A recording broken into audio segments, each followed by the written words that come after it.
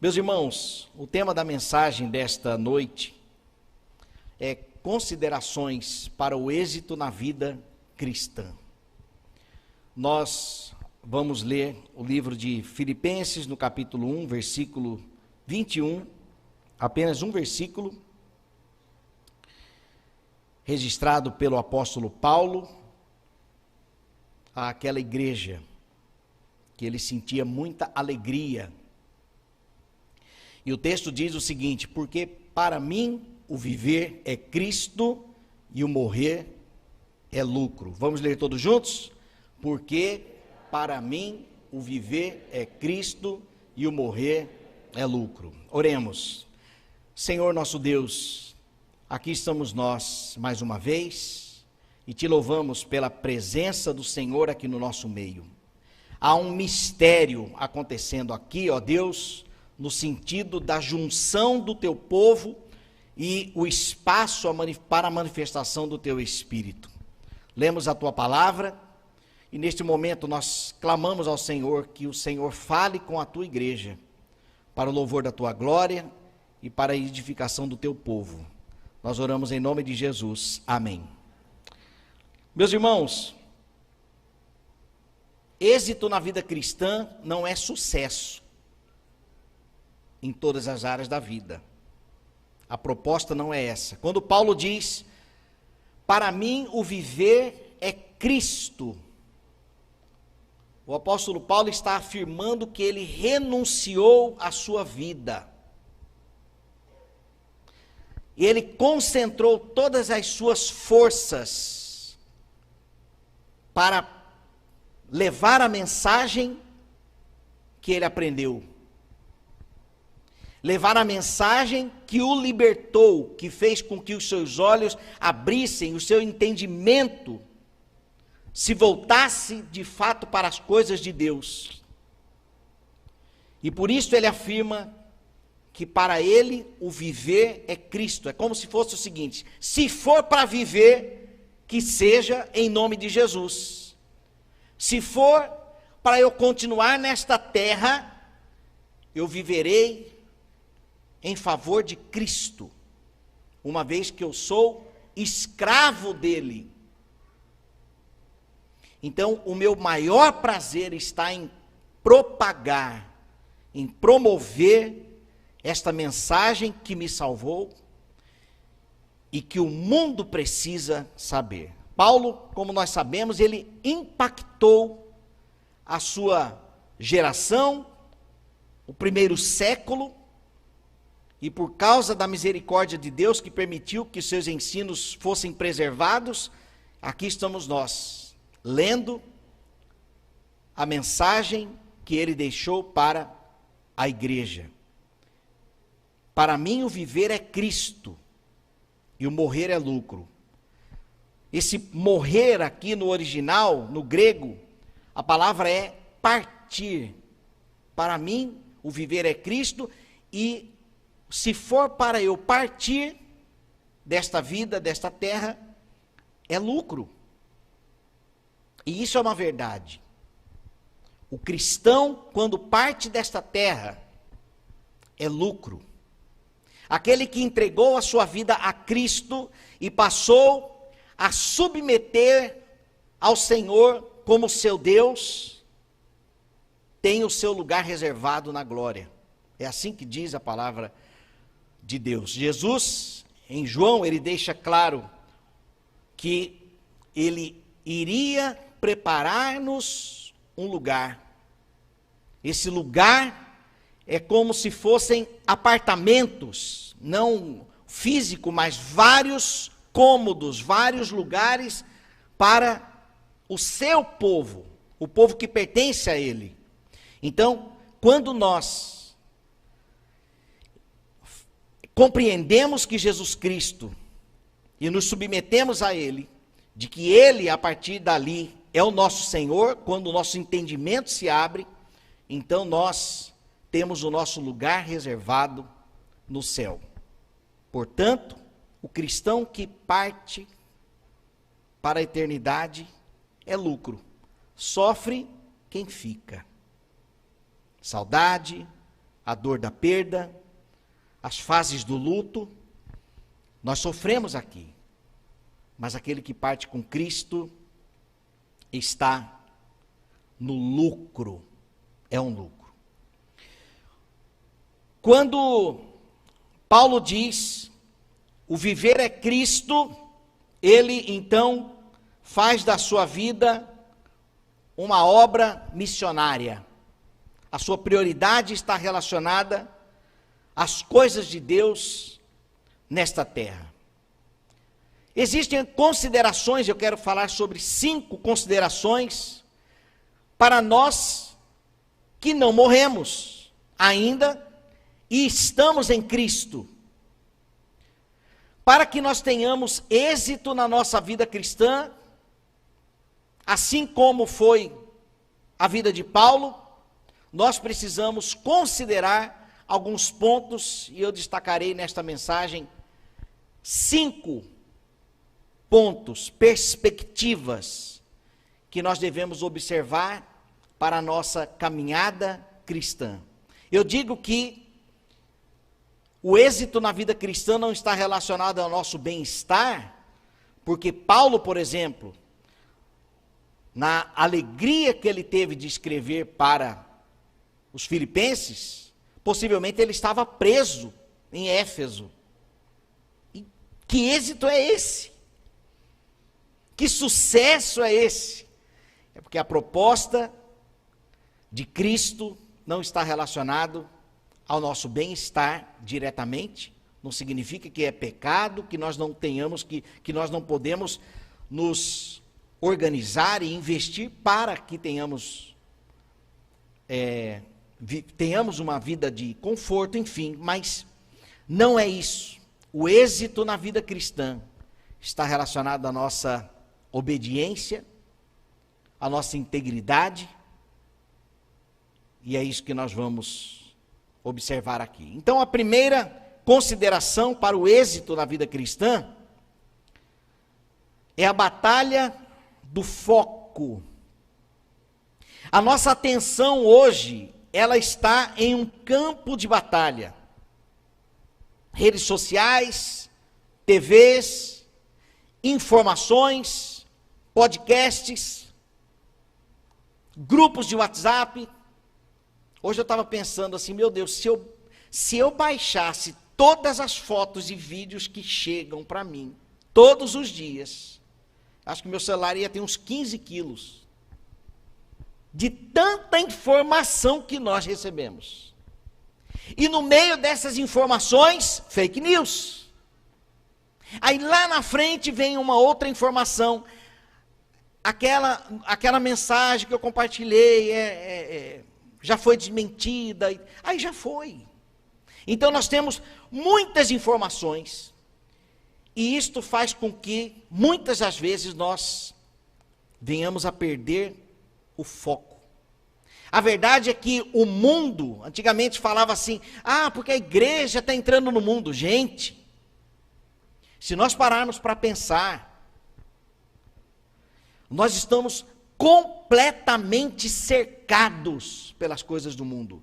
Absolutamente cercados pelas coisas do mundo. Ao ponto de hoje, nós temos que, de fato, tomar decisões para saber de que lado estaremos. Que voz ouviremos. E é por isso que eu chamo esta primeira consideração de a batalha do foco. Nós temos compromissos familiares, compromissos pessoais, compromissos profissionais, compromissos sociais, compromisso com a nossa vida intelectual. Então, se fôssemos fatiar a nossa vida, ela seria como uma tangerina, e cada gomo daquele ali é uma repartição, uma área da nossa vida que nós precisamos dar atenção. E aonde fica Cristo? A resposta: Cristo precisa ser a casca. Ele precisa estar no todo. E não somente um gominho espiritual. Não, quando eu estou na minha área profissional, quando eu estou no meu trabalho, quando eu estou na minha faculdade, não, é só ali, ó, estou focado. Cristo, aleluia. Então agora nós vamos para o gomo espiritual, agora nós vamos orar. Não deve ser assim.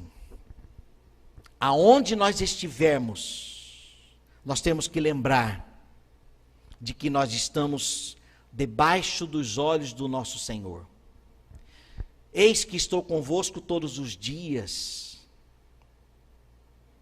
Jamais te abandonarei, promessas de Deus. E por que que nós temos que abandonar o Senhor quando estivermos fazendo determinados compromissos da vida? Ainda que eu esteja nas minhas atividades semanais, rotineiras, diárias, eu não posso perder o foco de que Cristo está comigo, eu devo obediência a Ele, e a minha vida deve transbordar de gratidão e alegria pelo privilégio que temos de estar com Ele todos os dias. Quando eu tenho a consciência de que eu estou com o meu Deus todos os dias, eu vou cuidar naquilo que eu irei dar atenção. Eu vou selecionar melhor aquilo que eu irei assistir, aquilo que eu irei ler, os assuntos que eu irei conversar, permitir. Então nós não podemos perder o foco. Esta é a primeira consideração. Considere o seu foco em Cristo, a sua atenção. A segunda consideração, meus irmãos, é o processo de maturidade. Se eu quero ter êxito na vida cristã, eu preciso lembrar que eu estou em um processo de crescimento espiritual. Porque a tendência, se eu não considerar o processo, é a frustração. Eu preciso lembrar da minha imaturidade. Eu preciso lembrar de que eu sou carente de Cristo, carente da sua palavra. Eu sou carente de aprendizado. Como nós, hoje pela manhã, mensagem fabulosa, o pastor Paulo trouxe aos nossos corações, nós somos carentes das doutrinas dos apóstolos. Na terça-feira, Diácono Manassés, estivemos com o pastor Lázaro, conversando sobre a parábola do grão de mostarda. Terça-feira agora, nós teremos mais uma reflexão da parábola do trigo e do joio. Meus irmãos, quando nós participamos, nós estamos dizendo primeiramente para nós mesmos, eu sou carente das doutrinas, eu preciso aprender mais. Porque quando eu observo como está a minha vida cristã, eu preciso lembrar que eu estou num processo de crescimento. É a transição do abandono, é a transição da nossa vida carnal para a nossa vida espiritual. Senhor, ajuda-me a cada dia mais eu dar um passo mais distante da minha vida carnal. Como orientou Paulo, nós temos que nos despir do velho homem, meus irmãos, e este processo, ele é gradativo, diário, constante, e que nós temos que nos policiar, senão não haverá êxito na vida cristã. O êxito na vida cristã não é para todo mundo olhar para nós e ver algo diferente. Não. Êxito na vida cristã tem a ver com a forma que Deus olhará para mim e para você. E para isso eu preciso reconhecer em que nível eu estou neste processo de maturidade. Sabe por quê? Porque a verdade é que quanto mais maduros estivermos, maior será o nosso entendimento sobre a nossa imaturidade. Quanto mais eu cresço no Senhor, mais eu sinto a carência dele. Em que fase você está? Você tem vivido uma vida carnal? E quando eu digo a vida carnal, é aqui, esse contexto que nós já sabemos de Gálatas, no capítulo 5, porque a carne milita contra o espírito, Gálatas 5, versículo 17, e o espírito contra a carne, porque são opostos entre si, mas se sois guiados pelo espírito, maturidade, não estais sob a lei. Ora, as obras da carne são conhecidas: prostituição, impureza, vai refletindo aí, sensualidade exagerada, idolatria, feitiçarias, inimizades, discussões, ciúmes, iras, discórdias, dissensões, que significa disputa, facções, que significa divisão, invejas, bebedices, glutonarias e coisas semelhantes a estas, a respeito das quais vos declaro, como já outrora vos preveni, que não herdarão o reino de Deus os que tais coisas praticam. Não significa que se você está praticando, você não vai para o céu, porque senão a nossa salvação seria pelas obras. Mas Paulo está dizendo para Gálatas o seguinte: quem comete essas coisas não tem Jesus Cristo como Senhor. É característica de pessoas perdidas.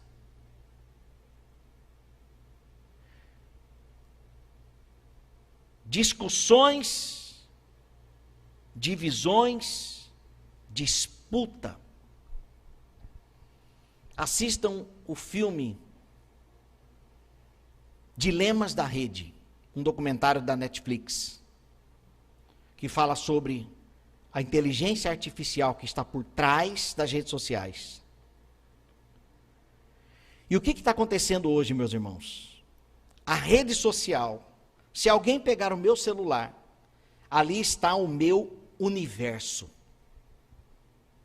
Ali estão os assuntos que eu gosto. Estão os assuntos que eu concordo.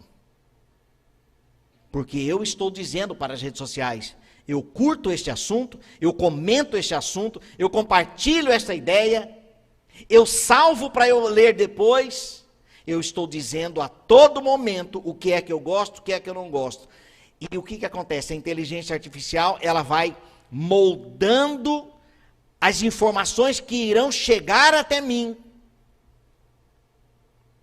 E ali então eu estarei vidrado somente com informações que eu quero, que eu aprovo, que eu concordo, que eu gosto.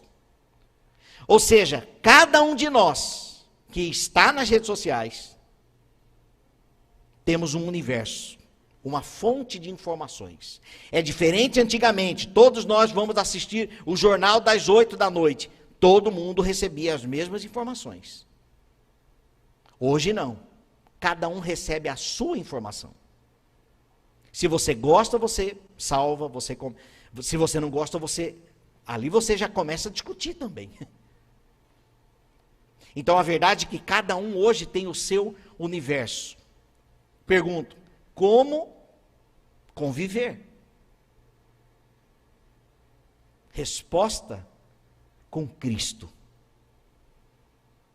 Respeitando uns aos outros, amando uns aos outros, admoestando uns aos outros.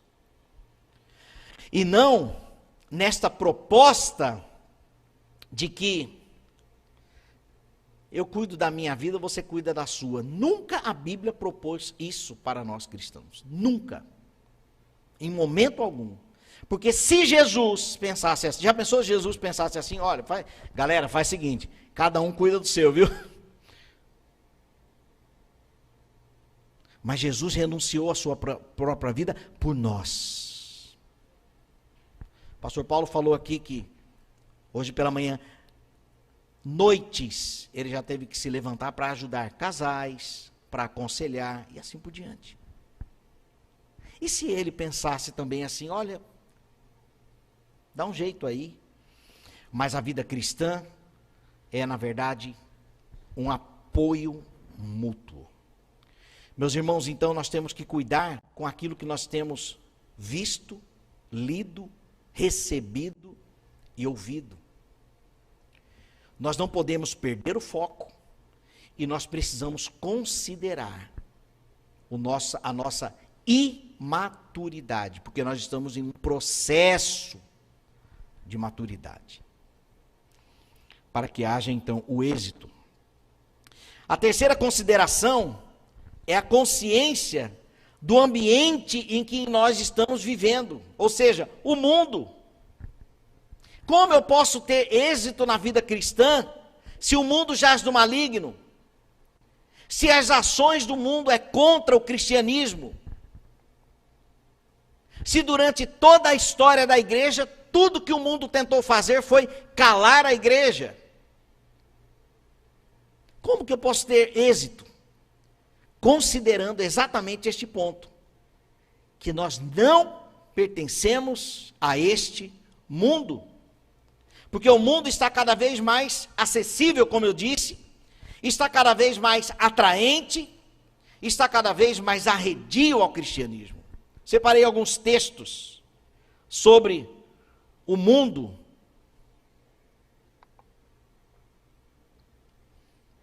E o primeiro texto é que o mundo jaz do maligno. 1 João capítulo 5, versículo 19. O maligno está no controle do mundo. Não significa que ele é dono e soberano. Soberano é o nosso Deus. Ainda que o mundo jaz do maligno, nós não somos atingidos. Nós não somos alcançados. Nós não somos feridos pelos demônios, pelo diabo e seus anjos. Nós não somos. Mas nós precisamos ter a consciência de que este mundo jaz do maligno. Os valores deste mundo não têm a ver com os valores do reino de Deus. Um outro texto, João 17, a oração de Cristo, a oração sacerdotal: não peço que os tire do mundo, falando dos cristãos, mas que os livres do mal. Porque o mundo que vivemos hoje é um mundo mau. Não são do mundo, como eu do mundo não sou. Santifica-os na verdade. A tua palavra é a verdade. Estamos em um mundo mau, mas Deus, na sua infinita misericórdia, nos presenteou com a sua palavra. Nos presenteou com o seu Espírito. Ainda que estejamos vivendo as aflições deste mundo, no mundo tereis aflições, mas tenham bom ânimo, eu venci o mundo. Percebam que o êxito na vida cristã não significa uma vida sem aflições. Pelo contrário, ainda que hajam as frustrações, as depressões, a nossa vida deve ser vivida para a glória de Deus. 1 João 2, versículo 15, não ameis o mundo, nem as coisas que há no mundo. Se alguém amar o mundo, o amor do Pai não está nele. E como vencer a tentação, se o mundo está cada vez mais atraente, mais divertido? E a resposta é a batalha do foco. Nós não podemos perder de vista o nosso Senhor. Louvado seja Deus que instituiu como ordenança a ceia do Senhor.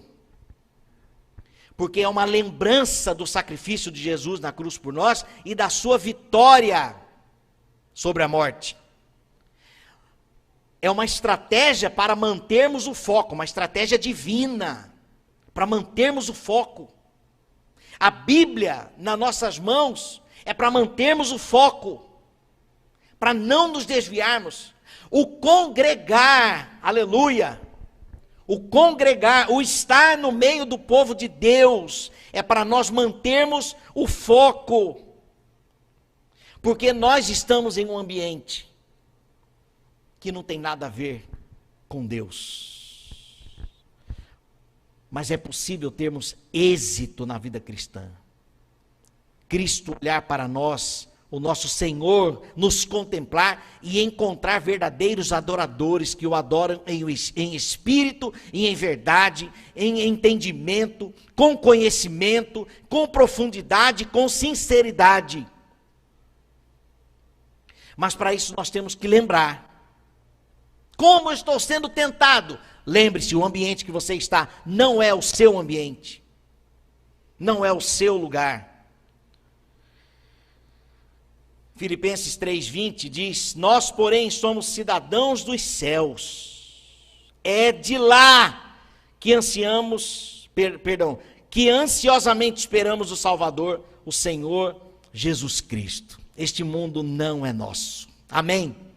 Nós somos peregrinos aqui. Estamos aqui de passagem. Nós não chegamos no nosso destino final. Jesus foi preparar-nos o lugar. E chegará o dia que nós iremos. Sofrerão os que ficarem. Mas para nós, para cada um de nós, será o dia do lucro. O dia de bênção. O dia em que os nossos olhos, Deus enxugará todas as nossas lágrimas, não haverá mais dores, não haverá mais morte, não haverá mais pecado, um ambiente plenamente repleto da presença gloriosa de Deus. Aleluia. Essa é a terceira consideração, a consciência de que nós estamos em um mundo corrompido. A quarta e a penúltima consideração: considere as fases da sua vida para o êxito na vida cristã. Pastor, confesso que não tenho tido vontade de orar. Pastor, confesso que eu não tenho tido vontade de ir para a igreja.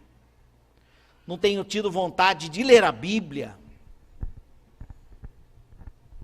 A nossa vida é como se fosse em nossa vida nós temos as fases como as estações do ano: primavera, verão, outono, inverno. O inverno aqui não tem, né? Só teoricamente. Mas nós temos as nossas fases da vida, de que tá tudo bem. Primavera, verão, estamos naquela ousadia, naquela alegria. Outono, tempo de colher os frutos. Mas o inverno chega, tempo de recolher. Tempos talvez, dias difíceis, dias frios. E se essa frieza chega também na nossa vida espiritual, eu lembro da passagem de Romanos, que Paulo disse: o bem que eu quero fazer, esse eu não faço. O mal que eu não quero fazer, esse sim eu faço. Porque quando eu quero fazer o mal, na verdade quem está querendo é o pecado que habita em mim. Então existem fases da vida e que eu preciso considerar. Tem dia que eu estou triste. Essa semana, aliás, semana foi uma semana de bênçãos. Teve o casamento do Osânio com a Luísa. Teve o noivado do Stanley com a Rafaela. Ontem eu fiz o casamento aqui do Mateus com a Ângela Helena. E nos dois casamentos, do Osânio e da Ângela, eu ouvi e falei os votos, né, de fidelidade conjugal.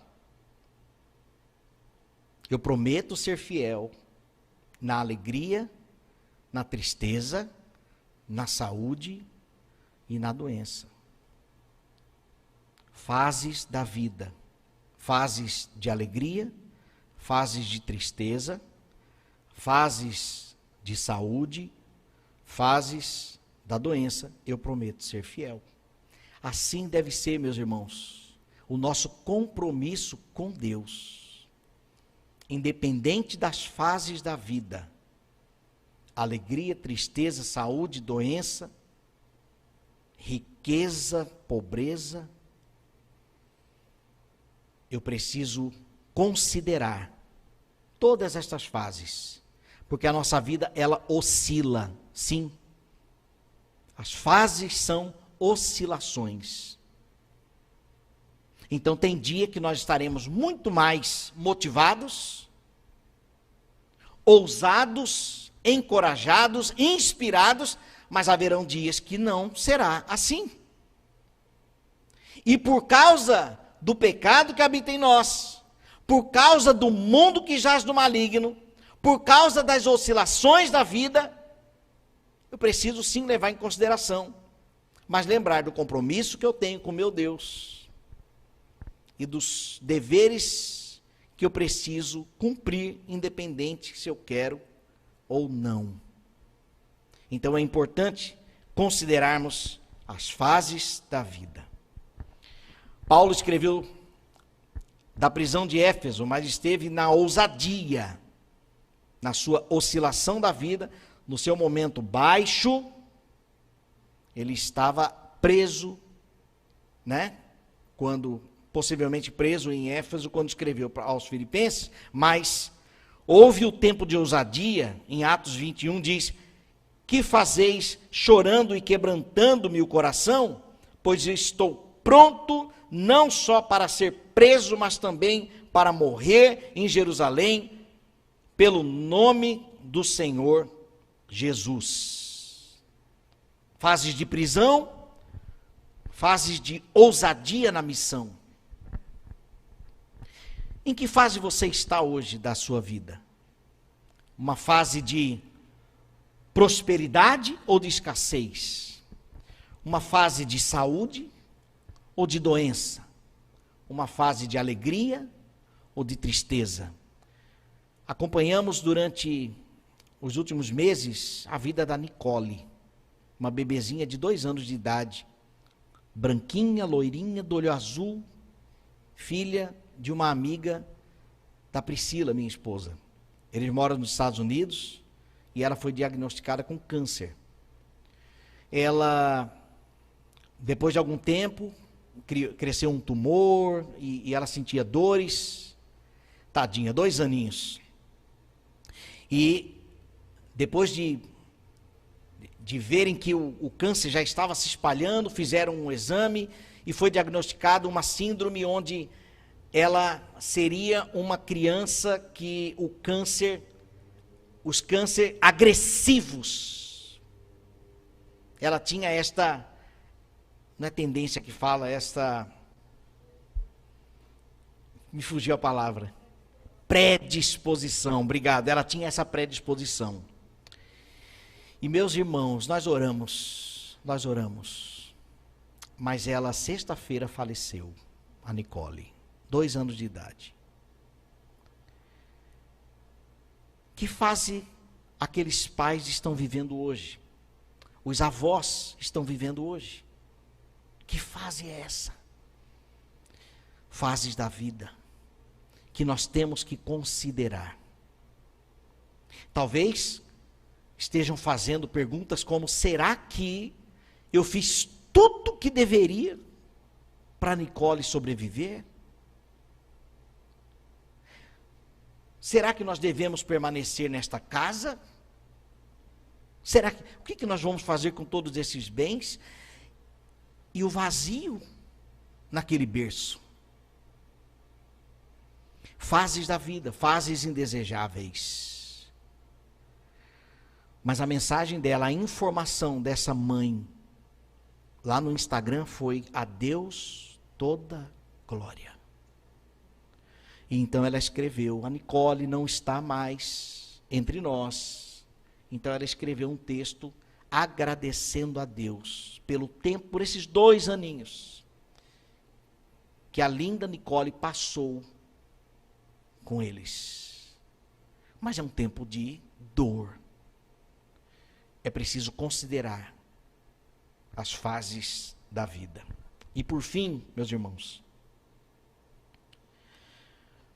a 5ª consideração para o êxito na vida cristã é a soberania do nosso Deus. Ainda que seja um tempo de dor, o nosso Deus é soberano. Deus está no controle de todas as coisas, de toda a sua criação. A soberania de Deus tem a ver com a sua vontade para si e para a sua criação. Efésios 1, versículo 11 diz: aquele que faz todas as coisas conforme o conselho da sua vontade. Soberania de Deus. Tem a ver com a fidelidade de Cristo. Todos nós, ou todo aquele que é fiel a Cristo está no radar de Deus. Filipenses 1,6, estou certo de que aquele que começou a boa obra em vocês, há de completá-la até o dia de Cristo Jesus. Ainda que os dias sejam de dificuldades, de dores, ainda que o foco esteja numa batalha, ainda que eu seja imaturo espiritualmente, o nosso Deus, pela sua soberania, há de completar a obra em nós. Ele vai completar a sua obra em nós. A soberania de Deus tem a ver também com a sua criação que está debaixo do seu domínio. Salmo 103, 19. O Senhor fez dos céus o seu trono, onde reina sobre todas as coisas. Deus está reinando sobre a sua vida, independente de como ela esteja. E tudo que existe pertence a Deus. Romanos 11, 36, porque dele, e por meio dele, e para ele são todas as coisas. A ele seja a glória para sempre. Amém. Meus irmãos, então, para finalizar as considerações para o êxito na vida cristã, para que o Senhor Deus, ao contemplar-nos, encontre pessoas humildes, perseverantes na fidelidade, seja na prisão, ou seja na ousadia, nós precisamos considerar a batalha do foco. Precisamos considerar o processo de maturidade que nós estamos vivendo, considerar a consciência do ambiente em que nos encontramos, este mundo mau, perverso. Considerar as nossas fases da vida, a fase que estamos vivendo, e considerarmos também de que, apesar de tudo, Deus é soberano sobre o seu povo, sobre a sua igreja. O desejo de Deus é que nós tenhamos êxito na vida cristã. Amém? Nós vamos ouvir uma canção e depois nós iremos orar.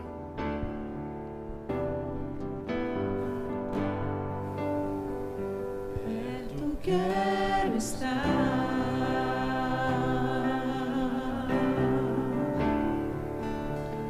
junto aos teus pés,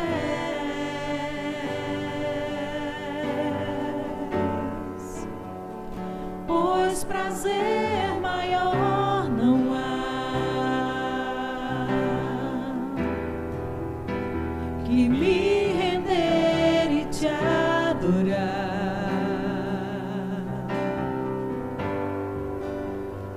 Tudo que há em mim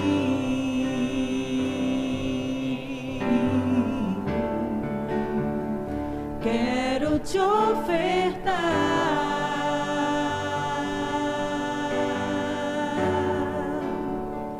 mas ainda é pouco, eu sei.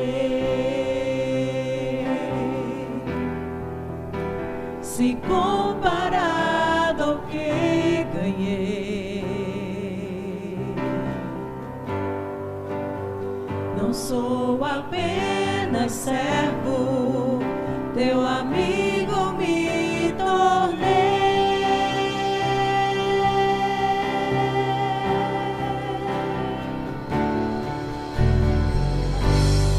Te louvarei,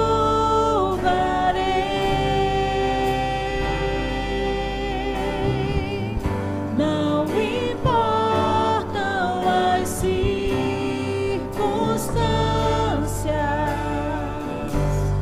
adorarei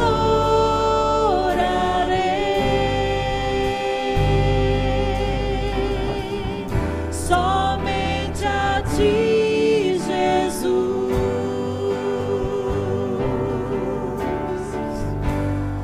Te louvarei,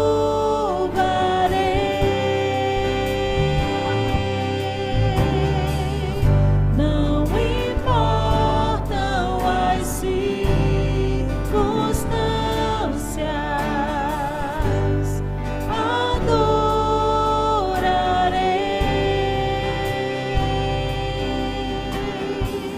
somente a ti, Jesus.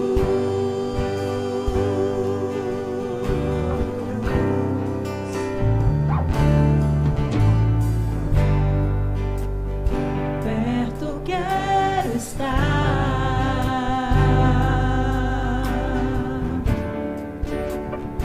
junto aos teus pés,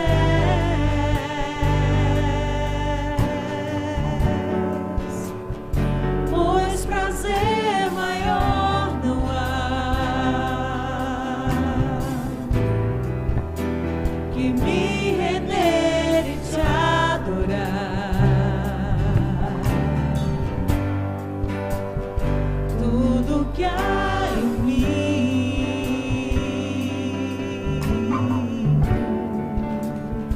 quero te ofertar,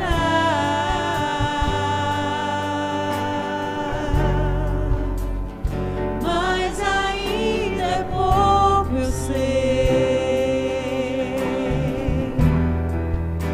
se comparado ao que ganhei. Não sou apenas servo, teu amigo me tornei. Te louvarei,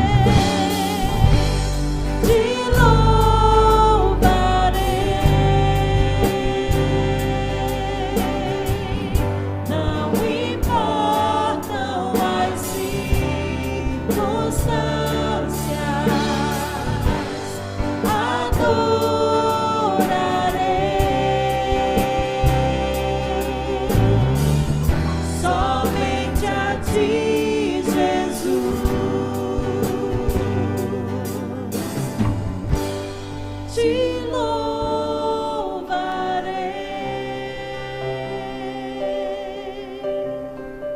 não importam as circunstâncias, adorarei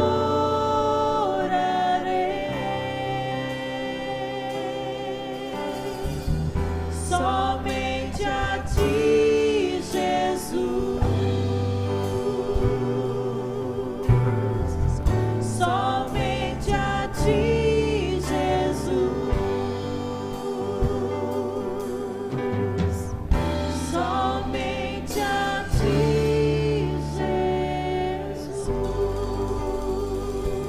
Glória a Deus. Aleluia. Louvado seja o nome do Senhor. Independente das circunstâncias, louvaremos o nosso Deus. Se você estiver perdendo o foco, coloca no seu celular o horário que você vai ler a Bíblia, o momento que você vai ter de oração. Se você estiver em dias difíceis, de desânimo, busque ao Senhor como um compromisso, fidelidade como um compromisso. Quando você cair no pecado, lembre-se, Estas coisas vos escrevo para que não pequeis. Todavia, se cometermos pecados, nós temos um advogado junto ao Pai, Jesus Cristo, o justo, que nos perdoa. Tome posse do perdão de Deus. Confesse seus pecados. Considere a imaturidade. E vamos adiante para vivermos uma vida para a glória de Deus. Senhor, nós estamos na Tua presença e o Senhor conhece a realidade de cada pessoa aqui hoje, os seus dias, os seus sentimentos, as suas motivações, os entusiasmos ou não. O Senhor conhece todas as coisas. O Senhor conhece os vícios, a fase da vida em que se encontram. Mas nós queremos nesta noite declarar: ó Deus, ajuda-nos a permanecermos no foco. Ajuda-nos a assumirmos as nossas responsabilidades para o êxito na vida cristã, que tem a ver com a obediência para alegrar o Teu coração, ó Deus. Nós queremos isto. E muitas das vezes nós não temos êxito. Por isso declaramos a nossa dependência ao Senhor, ó Deus. Ajuda-nos, Senhor, a sermos fiéis a Ti. Ajuda-nos a termos domínio próprio, paciência, longanimidade, amor, alegria. Ajuda-nos a Deus, ó Deus, a vivermos, ó Deus, o fruto do Espírito, porque assim seremos felizes, pagando o preço desta responsabilidade que temos, mas nós seremos felizes, porque alegraremos o Teu coração. Abençoa-nos, Pai, durante esta semana que se inicia. Receba este culto, ó Deus, como um cheiro suave, como um dia de renúncia, onde nos encontramos aqui, ó Deus, para prestarmos culto ao Senhor. Leva-nos em paz para os nossos lares. Renova, Senhor, as nossas forças nesta noite de descanso. Dá-nos o refrigério, ó Deus, ao coração daqueles que estão ansiosos, preocupados, ó Deus, que sejamos plenamente renovados pelo poder do Teu Espírito Santo. E que o amor de Deus, Pai, a graça maravilhosa de Cristo Jesus, o nosso Senhor, e as doces e poderosas consolações do Espírito Santo de Deus, seja com o Teu povo hoje e sempre. Amém, Senhor Deus.